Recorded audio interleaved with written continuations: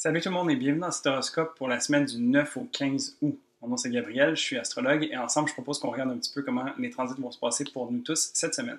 Alors la semaine dernière, ça a quand même été une semaine très en introspection où est-ce qu'il y a eu beaucoup de réflexions par rapport à comment on se sent à l'intérieur dans notre tête, à l'intérieur dans nos tripes, à l'intérieur dans notre cœur et tout ça. Donc on a vraiment fait ce travail-là la semaine dernière et puis cette semaine, ben, on va continuer toujours cette lancée de travail d'introspection avec la Lune qui se promène partout. Et puis, il y a quand même beaucoup de contacts où est-ce que la Lune va être directement conjointe à plusieurs planètes. Fait qu'on va regarder ça un petit peu, comment ça va se manifester pour nous. Alors, pour le lundi 9 août, la Lune est en Lion. Donc, la Lune ici qui parle de notre monde intérieur, de comment on se sent, comment on prend soin de soi, etc., est en Lion et est vraiment dans l'énergie du cœur, a envie de rayonner, d'être flamboyante et puis de s'amuser comme un enfant et tout ça. Et puis, ben, pour partir de la semaine, on rencontre, dans le fond, la Lune rencontre Jupiter en opposition. Ici, ça peut être vécu comme une exagération, parce que Jupiter, c'est une planète qui vient amplifier, qui vient bonifier, qui vient donner de la puissance, qui vient mettre le gaz, en fait, sur ce que ça rencontre. Puis en opposition, bien, ça peut être vécu comme un débordement ou comme une exagération. Fait que c'est sûr que là, la Lune est en Lion, puis elle a envie de rugir, puis tout. Et donc, Jupiter, lui, vient l'aider, puis il vient l'amplifier dans sa voix. Donc, on se réveille quand même assez d'aplomb avec un bon cri du cœur, puis ben, on va le prendre comme ça vient. Hein? Ensuite, pas longtemps après, la Lune va transitionner dans le signe de la Vierge. Donc ici, on tombe dans un signe beaucoup plus tourné vers soi, vers l'intérieur, vers le désir de s'améliorer, de travailler sur soi. Il y a beaucoup cette idée de développement de soi avec l'énergie de la Vierge. Et puis, c'est de voir tout ce qui se passe à l'intérieur de nous, mais d'un point de vue analytique, scientifique, réfléchi. Donc, on a envie de comprendre. Alors, on sort d'une énergie où est-ce que c'était très dans le feu, où est-ce qu'on crie qu'est-ce qui nous vient dans le cœur. Et puis là, ben, on se tourne un petit peu vers soi, puis on regarde, OK, mais pourquoi est-ce que j'ai crié ça? Qu'est-ce que j'avais envie de dire? Qu'est-ce que je peux comprendre de tout ça? Comment est-ce que je peux voir certaines faiblesses qui ont sorti de là et comment je peux les améliorer pour devenir une meilleure personne ou devenir à mon plein potentiel? Alors, c'est ici le travail que la Lune va faire dans l'énergie de la Vierge. Ça va être un travail qui va faire du bien parce qu'on a justement besoin de se tourner vers soi, on a besoin de comprendre un petit peu puis de connecter les dots ensemble. Parce que plus tard, il y a Vénus, donc une planète qui parle de nos valeurs et de ce qu'on aime, de comment on aime se faire plaisir, tout ça, donc les relations, qu'est-ce qui nous est cher, vient être en opposition avec Neptune qui est en Poisson. Vénus se trouve dans le signe de la Vierge aussi, donc a envie de comprendre un petit peu d'où viennent ses ressentis, d'où viennent ses envies et tout ça, ses choix. Et puis donc, ici, on voit vraiment que avec une opposition avec Neptune, il y a peut-être un peu de flou en fait, comme il y a beaucoup de choses qui s'est passé dans l'énergie du feu, et puis Vénus qui est dans un tempérament un petit peu plus réservé, contenu, qui a envie de comprendre les choses puis de ne pas trop déranger, a vu beaucoup de planètes en feu tourner autour d'elle, puis ça lui a donné peut-être un peu le tournis-pied. C'est pour ça que les questions se doivent d'être posées, puis peut-être qu'on a besoin de ralentir un petit peu juste pour pouvoir se permettre un pas de recul pour s'assurer de comprendre puis de continuer d'être cohérent avec soi-même. Fait qu'ici, la Lune, dans le fond, qui parle un petit peu des peurs, qui parle de nos besoins et tout ça, va venir travailler dans la même énergie que Vénus, qui vient travailler, elle, sur nos choix, sur qu'est-ce qui est important pour nous, nos valeurs et tout ça. Donc ici, on va vraiment voir qu'au niveau des choix, au niveau des peurs, au niveau des besoins, on va vraiment focuser son énergie là-dessus pour les comprendre, puis pouvoir répondre à ces besoins-là.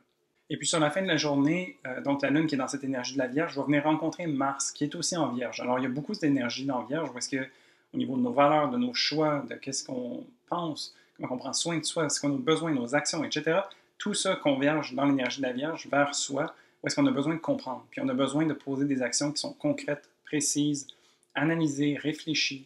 Et puis donc on a besoin vraiment de poser des gestes qui vont nous permettre de s'aligner avec tout ça.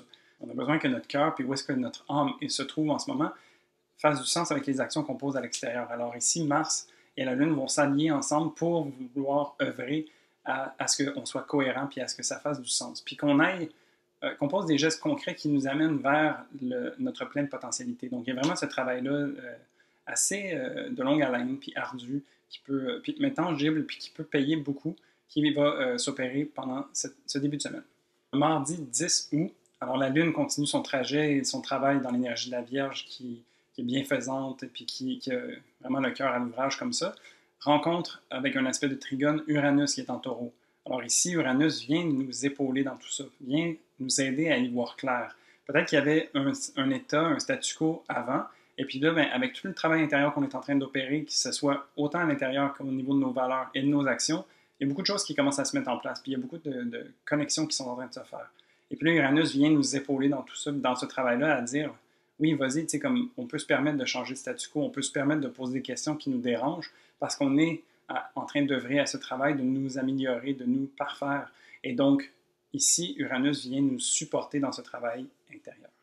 Mercure, quant à lui, de cette journée-là, se trouve toujours en Lion, donc un Mercure qui a envie de communiquer, qui a envie d'échanger avec les autres, mais de façon fougueuse, de façon avec le cœur. Donc, il n'a pas envie de trop réfléchir nécessairement, mais qui a envie de ressentir les choses puis d'y aller. S'il sent l'élan, il va vouloir communiquer. Et donc, lui aussi va rencontrer Jupiter en opposition. Alors ici, attention au débordement un petit peu. Alors, c'est sûr qu'à l'intérieur de nous, à plusieurs niveaux, on est en train de travailler vers soi, sur soi, mais la communication est tournée vers l'extérieur. Et puis, avec Jupiter qui vient mettre le gaz, ça se peut que ça communique fort. Alors ici, c'est juste de s'assurer de continuer son travail intérieur, puis de s'assurer qu'on pose des actions, puis qu'on est cohérent avec soi-même par rapport à ce qui est important pour nous. Et puis c'est sûr que Mercure va avoir tendance à vouloir overshare, à surpartager qu'est-ce qui se passe à l'intérieur de nous, mais peut-être qu'il y a besoin de se tempérer un petit peu à ce niveau-là, puis de garder certaines choses pour nous. Qu'est-ce qu'on peut apprendre plutôt? T'sais, on peut utiliser Jupiter aussi, pas juste comme un amplificateur, mais aussi comme une opportunité d'apprendre. Une opportunité peut-être de voir comment est-ce que cette énergie du lion peut être canalisée pour nous aider à stimuler une connexion entre le mental et le cœur, par exemple. T'sais. Donc ça peut être intéressant de voir ça de manière différente. Avec Mercure, qui est une planète mentale, intelligente et tout ça, il y a cet attrait-là aussi. Puis donc, il y a beaucoup de travail qui est fait en Vierge, qui est aussi maîtrisé par Mercure. Alors ici, on voit quand même qu'on peut utiliser toute cette énergie de Mercure avec le feu, cette vitalité, pour la mettre dans le travail intérieur qui est en train de tout opérer, puis de s'assurer de bien faire les connexions avec tout ça. Pour le mercredi 11 août, en matinée, donc la Lune, qui fait ce travail toujours en Vierge, il a rencontré Vénus, et donc vient se poser des questions, justement, de façon très concrète, pragmatique, précise, entre les besoins et les valeurs. Donc, c'est quoi les choix qu'on a envie de porter? Qu'est-ce qui est important pour nous, qui doit être fait? Et puis donc, c'est ici la rencontre des deux principes un peu plus féminins qui veulent justement nous offrir d'être protégés, d'être couverts, de se sentir bien à travers tout ça, puis de s'assurer d'être toujours, encore une fois, cohérent avec nos valeurs et nos besoins. Alors ici, c'est vraiment comme si les deux travaillaient chacun de leur côté, puis il y avait un passage de bâton ou un passage d'information qui vient justement amplifier le travail de l'autre, puis qui vient rendre l'analyse beaucoup plus complète. Donc ici, c'est vraiment deux planètes qui se rencontrent pour pouvoir œuvrer puis amener leur analyse, leur étude encore plus loin.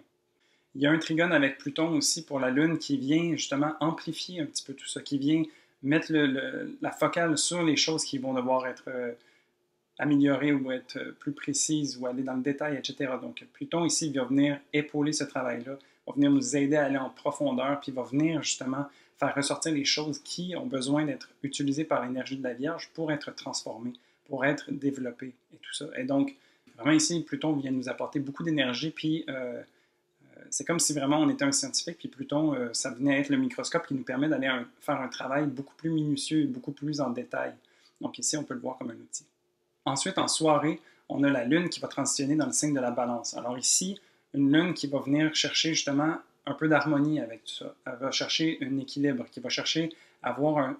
Oui, c'est quoi ses besoins à elle, parce qu'elle sort de l'énergie de la Vierge qui était très tournée vers elle, mais maintenant, elle va aussi s'assurer que les autres ont pu faire leur travail, ont pu bénéficier de ce temps de la Vierge pour aller poser les gestes et réfléchir à quelle manière ils ont envie d'être. Donc, dans l'énergie de la Balance, ici, la Lune va venir se tourner vers l'autre pour lui tendre la main, pour l'aider et tout ça.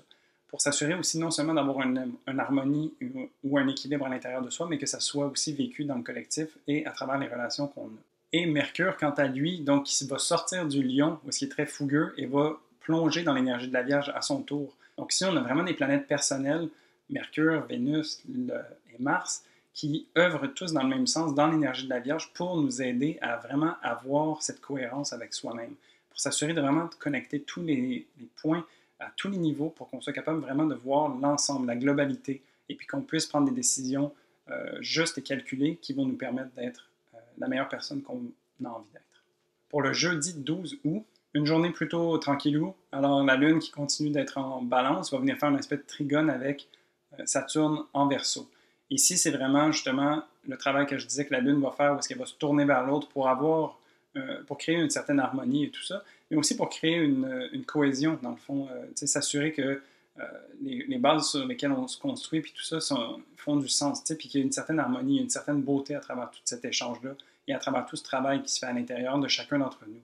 Et puis donc, avec Saturne en Verseau, donc Saturne qui représente les fondements, les valeurs, les limites et tout ça, va venir nous épauler justement à nous encadrer, à faire en sorte qu'on ne se donne pas à 100% corps et âme à l'autre, parce qu'il y a peut-être des fois cette tendance-là avec l'énergie de la balance, mais aussi de s'assurer, dans le fond, de définir nos limites, de définir les limites de tout le monde, pour s'assurer que cet échiquier fasse le plus de sens possible pour tout le monde, et puis que tout le monde puisse utiliser l'énergie des autres, et puis que ça soit comme mutuel comme travail.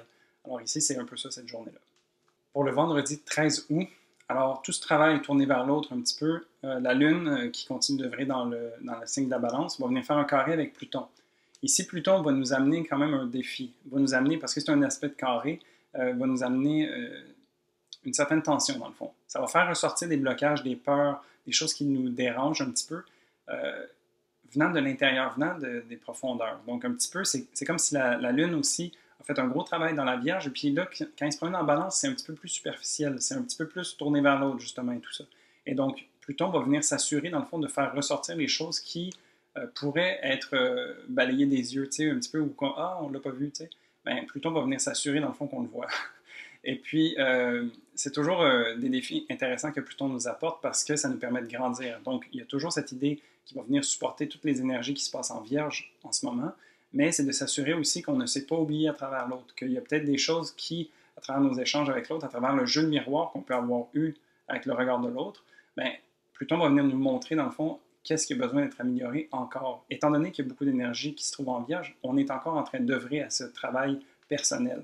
Donc, vraiment, ici, c'est comme si Pluton venait agir en tant que tough teacher, un petit peu, là, comme va venir nous montrer un petit peu, nous taper des doigts ou venir nous piquer sur où est-ce qu'il y a besoin d'avoir notre regard. Ça peut déranger, mais c'est toujours dans l'idée de nous améliorer.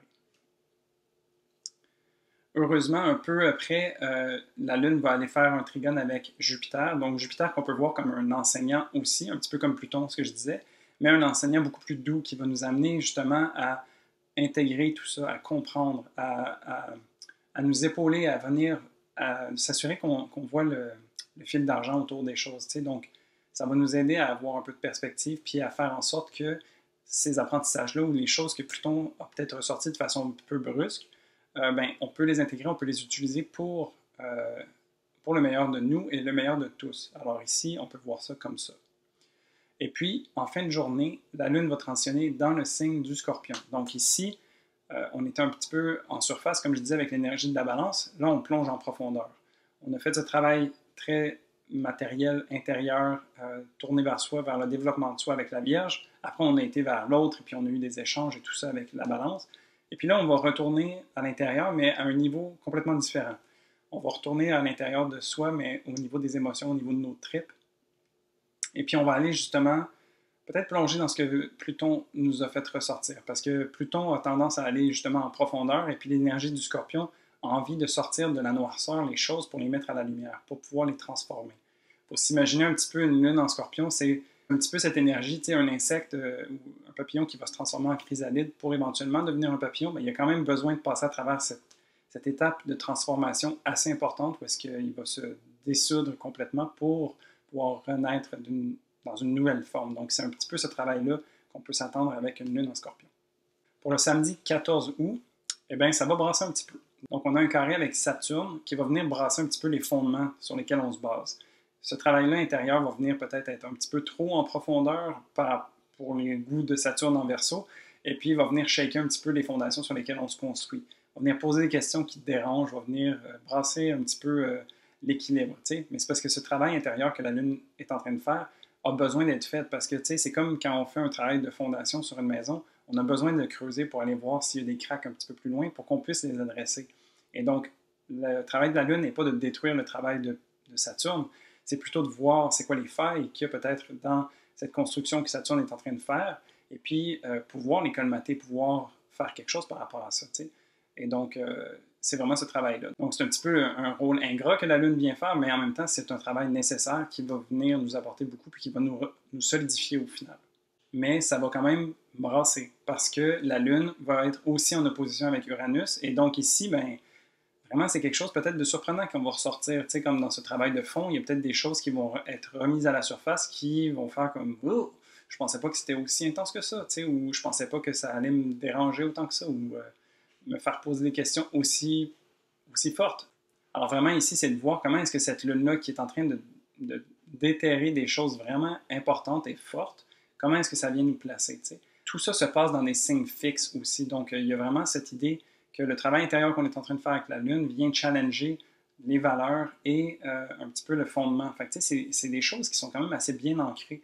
Et puis, ben, c'est pas facile de les bouger tout ça. Donc, vraiment, quand même, de s'assurer d'avoir une certaine flexibilité malgré tout, parce que c'est des travaux importants qui sont en train d'être faits puis qui viennent nous toucher à une profondeur qu'on n'est pas toujours habitué d'y aller. T'sais. Puis là, on rencontre des planètes qui sont lentes et qui sont quand même assez fortes, qui viennent justement poser des grandes questions. Et puis, ben, c'est de voir un petit peu comment est-ce que nous, on va œuvrer à travers tout ça. T'sais. Heureusement, à travers tout ça, il y a un sextile avec Mars. Donc, un sextile, ça crée des opportunités. Ça nous donne...